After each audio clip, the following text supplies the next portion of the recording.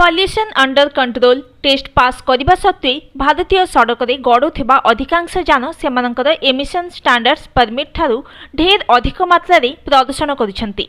International council on clean transportation द्वारा करा जायतिबा एक नुआ सर्वेक्षणरू यह जणा पड़िछि।